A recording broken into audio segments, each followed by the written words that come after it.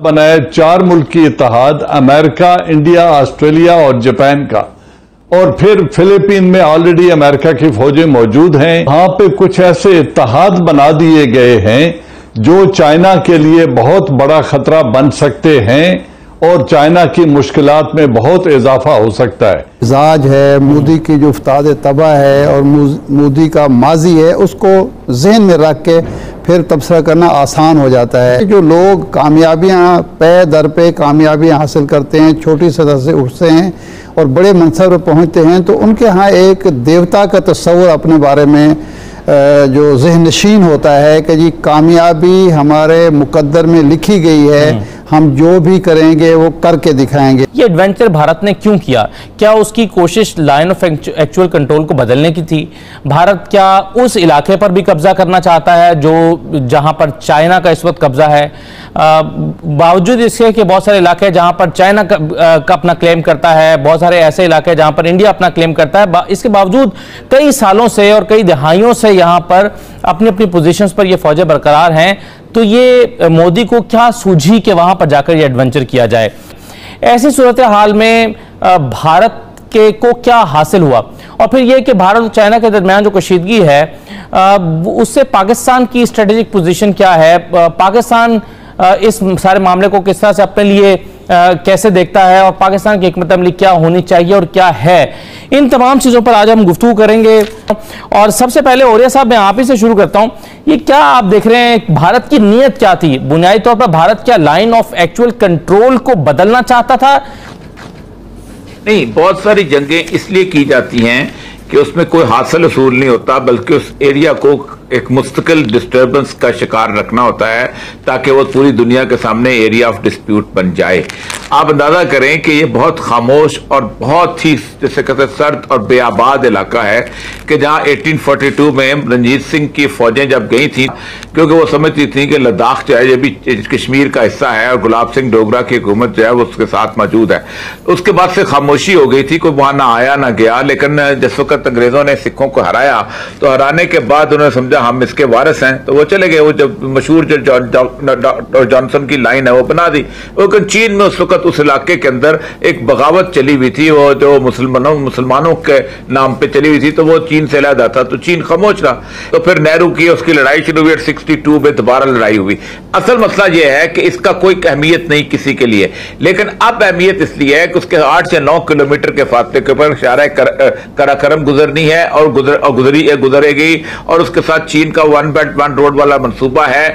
और सबसे बड़ा मसला यह है कि कंटेनमेंट ऑफ चाइना की मेजर पॉलिसी में एक यह है कि इलाका डिस्टर्ब हो जाए, क्योंकि जाहिर बात है इसमें मफाद जो है वो खालिसतन अमेरिका का और उन ताकतों का है।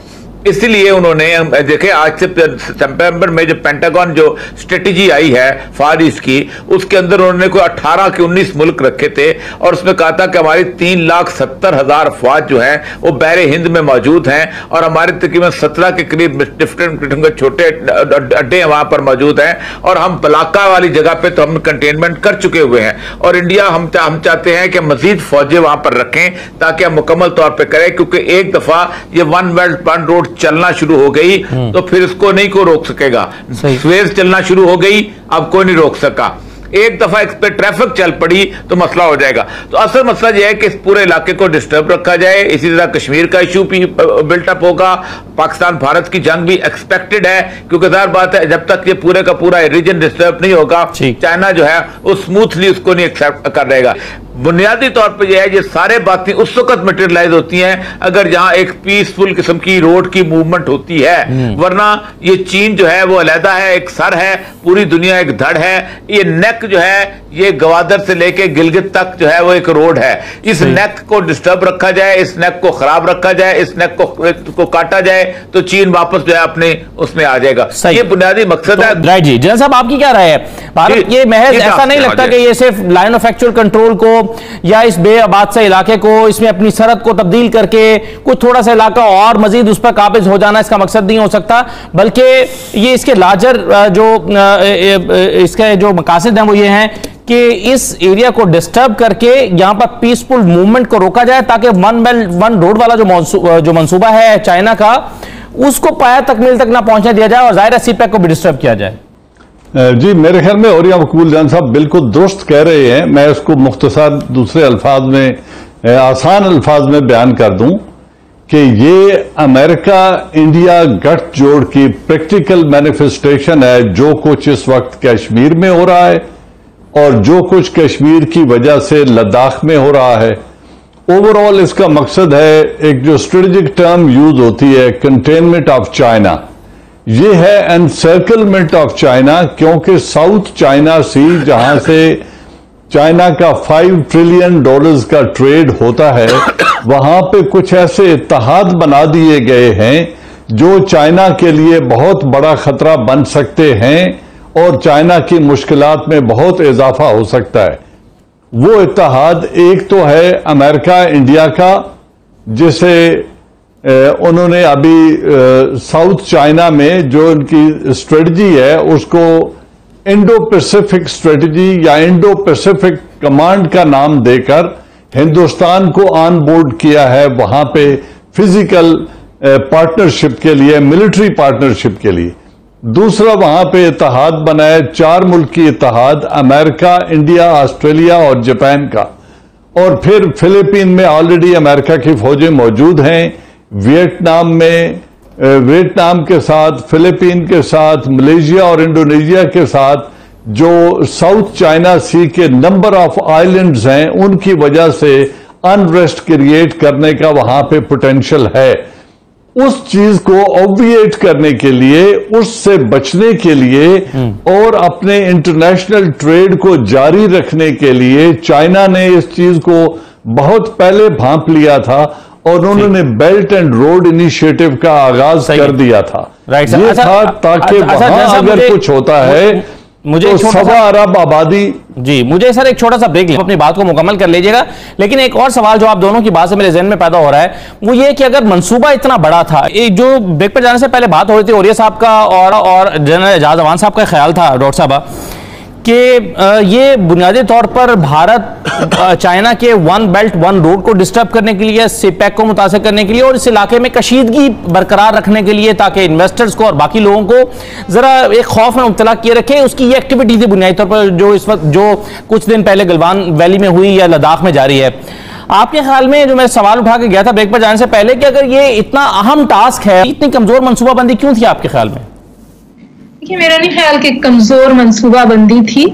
हुआ ये कि जब अजीत सिंह साहब ने, जो रनिंग मेट हैं मोदी के, उन्होंने on the house of the parliament, on the floor of the parliament, जब 5 अगस्त का ऐलान किया था, जिसमें उन्होंने ये कहा था कि ऑक्यूपाइड जो कश्मीर है वो पूरा हिस्सा है इंडिया का, और उसके साथ साथ उन्होंने जो दूसरी ऐलानात किए थे, उसके साथ साथ उन्होंने एक और ऐलान भी किया था। उन्होंने कहा था जो अक्षय का रीजन है वो भी इंडिया का हिस्सा है, और जो सबसेक्वेंट मैप्स थे उसमें वो उसको बहुत खुलकर दिखाने लगा।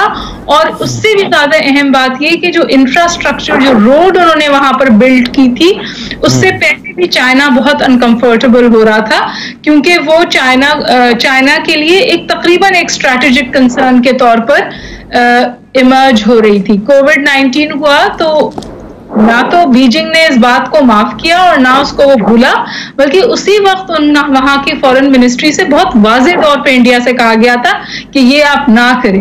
इंडिया कंटिन्यूड विद दैट, और इन सम वेज आप देखिए, आप एक मुख्तलिफ चाइना को आज देख रहे हैं। इस बॉर्डर पे हमेशा से टेंशंस रही हैं, क्योंकि जो मुआहदे हैं जिनमें दोनों तरफ सोल्जर्स आर्म होते हैं, लेकिन उन मुआहदों के तहत वो आर्म्स इस्तेमाल नहीं करते, तो वो आर्म्स तो अभी भी इस्तेमाल नहीं हुए। लेकिन जाहिर है, जैसे आपने कहा कि वो बार्ब्ड वायर के साथ पोल्स पे लपेट कर जो आपस में चप्पलिश हुई, उसकी वजह से बहुत ज्यादा नुकसान हुआ। और जो फुटेज आ रही है, उस फुटेज में ऐसा मालूम होता है कि जो इंडियन कैजुअलिटीज हैं वो बहुत हाई। और जिस तरह से बाकी मेहमानों ने इस पर राय का इज़हार किया, ये बड़ी इंपॉर्टेंट चीज़ है। ये ऐसा नहीं है कि सिर्फ आपने 2-4 जो है वो मीटर आगे ज़्यादा जगह लेने के लिए एडवेंचर किया हो, इसके अहदाफ हैं। पाकिस्तान आपके ख्याल में इस सारे मामले को किस तरह से देख रहा होगा? पाकिस्तान से पहले देखें जी, पहले हमें मोदी का जो जहन है, मोदी का जो मिजाज है, मोदी की जो उस्ताद तबा है और मोदी का माजी है, उसको जहन में रख के फिर तबसरा करना आसान हो जाता है। मोदी हो हिटलर हो, सद्दाम हुसैन हो, ये जो लोग कामयाबियाँ पे दर पे कामयाबियाँ हासिल करते हैं, छोटी सतह से उठते हैं और बड़े मनसब पर पहुँचते हैं, तो उनके यहाँ एक देवता का तस्वर अपने बारे में जो ज़हन नशीन होता है कि जी कामयाबी हमारे मुकद्दर में लिखी गई है, हम जो भी करेंगे वो करके दिखाएंगे। उन्होंने गुजरात किया, मोदी साहब ने, किसी ने नहीं पूछा उसको, ना अमेरिका ने सिवाय इसके कि पाबंदी लगा दी कि जी आ नहीं सकते। एक बुचर ऑफ गुजरात जो था वो वज़ीर आज़म बन गया इस मुल्क का। फिर 5 अगस्त को उसने किया, कश्मीर पर किया, तो सब ने एक्सेप्ट कर लिया। ज़ुबानी कलामी कुछ हुआ पाकिस्तान समेत, कोई अमलन तो कुछ भी नहीं हुआ, कोई मुखालफत ऐसी नहीं हुई, ना अंदर आई ना बाहर आई। उसके बाद लद्दाख का मामला तो उसी वक्त ही उसने जहन में सोच लिया था कि वो मोदी के जहन में ये है कि मुझे भगवान ने इस मनसब पर बिठाया है और मैंने एक वो महाभारत जो है वो जंग लड़नी है और उसके नतीजे में वो तस्वुर जो भारत का है उसको बहाल करना है। अब उसका ख्याल होगा कि पहले भी तो एक हुई थी ना छोटी सी झड़प जिसमें वो कुछ भी नहीं हुआ था जी। और उसके अलावा ये वहाँ जो बैठना चाहते हैं उसका, औरिया साहब जिस तरह कह रहे थे कि उसका जो हदफ है वो है सीपैक, हदफ है शाराए कराक्रम। अगर वहाँ चाइना अपना तसल्लुत, इंडिया अपना तसल्लुत कायम कर लेता है, वहाँ ये सड़क मुकम्मल हो जाती है और उसके बाद जाके फौजें बैठ जाती हैं, तो वो जो बार बार गिलगित बल्तिस्तान के हवाले से बयान देता है, तो वो हमारी स्ट्रेटेजिक जो एक है इंडिया, चाइना और पाकिस्तान के दरमियान, उसके लिए खतरात लायक हो सकते हैं। तो हुआ क्या है, 1993 का एक मुआहिदा था चाइना और हिंदुस्तान के दरमियान जी, और वो मुआहिदा था स्टेटस को का कि जिस पोजीशन में 1962 के बाद एक्साइचिन चाइना के पास आ गया और उन्होंने कहा ये हमारा इलाका है, लेकिन प्रिंसिपली हिंदुस्तान 3 बातें कहता आया है, कह रहा है और कहता रहेगा। पहली बात यह है वो तिब्बत को चीन का हिस्सा नहीं समझते, एक बात। दूसरी, वो कहते हैं पूरा लद्दाख हिंदुस्तान कश्मीर का हिस्सा है, जैसे अभी औरिया साहब ने पहले बात की कि लद्दाख गुलाब सिंह स्टेट का हिस्सा है और ये कश्मीर का हिस्सा है। तो उन कंप्लीट लद्दाख को, जिसमें से बेशतर हिस्से पर चाइना काबिज है, वो उस कब्जे को तस्लीम नहीं करते। और जो वहां पे गयांगशू लेक है जिसके ऊपर अभी ये तनाजा शुरू हुआ और गलवान वैली है, इसको भी वो अपना एरिया समझते हैं।